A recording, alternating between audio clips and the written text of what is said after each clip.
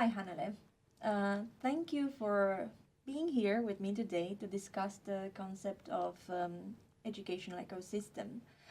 This concept which you have created based on your observations and research for so many years has been used in education, especially to understand phenomena um, and also to explain phenomena. Tell us a little bit, what is educational ecosystem? First of all, thank you for inviting me to this discussion.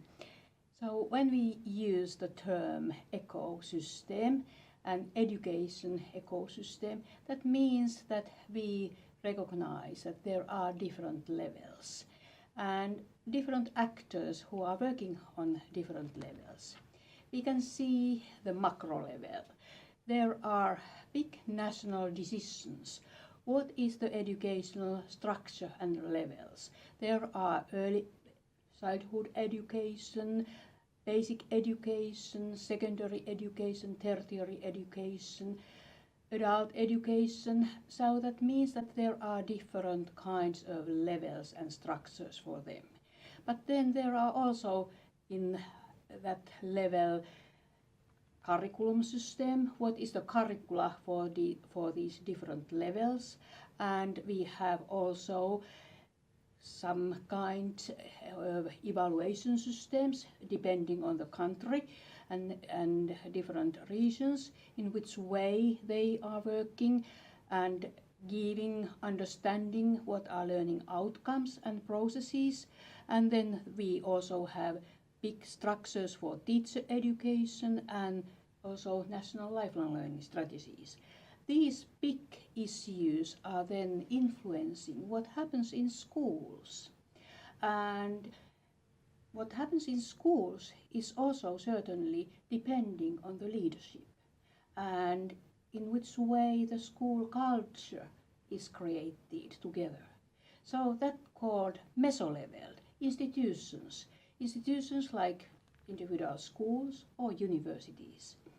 And then we also have microlevel, where are individuals, students and teachers, parents, and they all have their own personal history, they all have their own microlevels, systems also, peers, hobbies, everything what has happened in their life.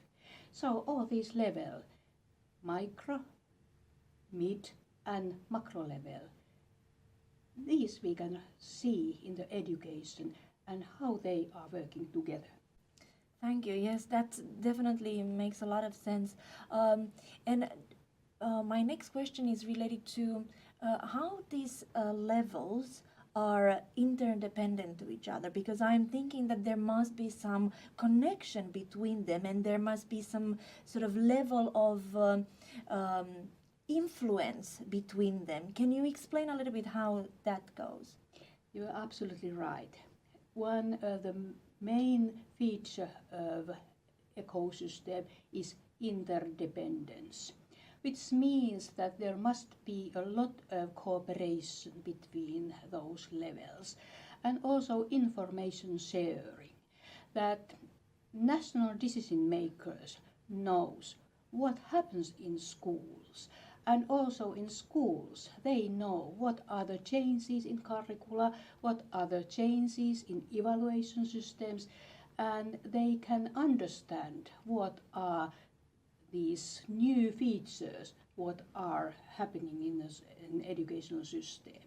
But then, if thinking also what happens in micro level in students' life, certainly what happens in schools, it has a big influence on them. But how also there is information sharing between schools and homes and individual learner and the school, how they are supported and how students are taking consideration when making some changes in schools, and how to take care of students' well-being and how they are motivated. So a lot of things are affecting each other, and internationally we can see that how important, for example, curricula, national curricula are for students' learning, with micro-level learning. Because if students don't see the meaningfulness, what is in curricula, it's very difficult to learn and have high learning outcomes. And we have a lot of evidence that irrelevant curricula is the biggest reason why students don't learn. Certainly there are also other things depending on their own family background, for example, and their health reason even. But that is something we can really recognize, how these different levels are collaborating and connected. Formally, that there are, for example, formal information sharing, but also informally, that there are discussions, there are opportunities to give some impulse back and forth. Yeah, I'm happy you mentioned this, because now we can see clearly that the information flow and the influencing is not only from top to bottom, but it's also from bottom to top. And when I'm talking about bottom to top, it's about the importance of the children's well-being and how important this is for decision making and for creating reforms and new curricula.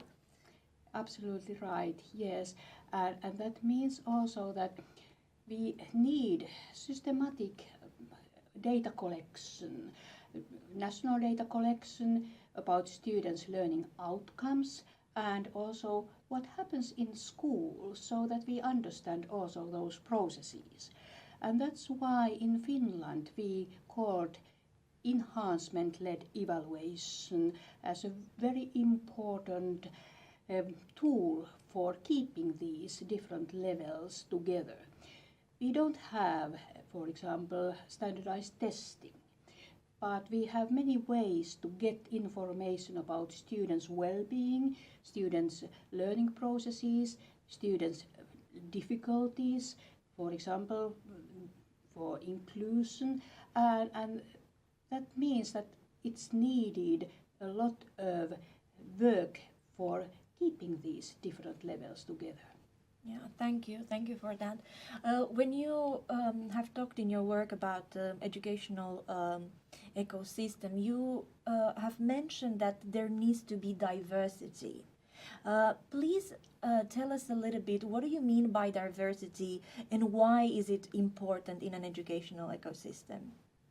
First of all, diversity is one very important source for creativity and also for innovation, which means that if we want to change educational ecosystem, it's needed also different opinions, different voices. We need students' voice, we need teachers' voice, we need labor market voice, we need different other ecosystems' voice, making educational ecosystem for well-functioning. And that means that we need a lot of discussion. It's not, as you mentioned, not one direction. It means that it's dialogue, and then people can give their opinions, and also sometimes criticisms, because we need that kind of debate for making changes. And the aim must be also in our vision, why we are changing something. That means that we must have some future vision, and in the future vision there must be values.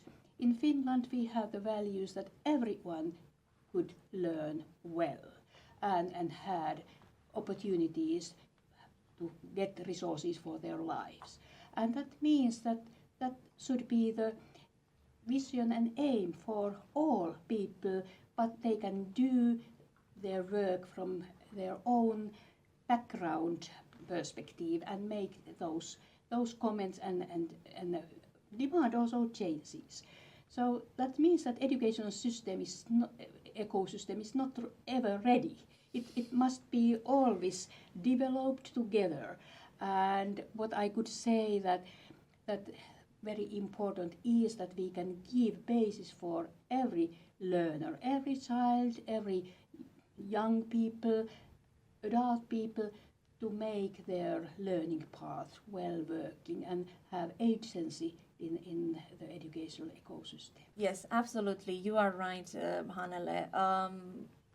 Development of an education ecosystem never stops, and we need different voices in it, and we need to make sure that everyone is doing well.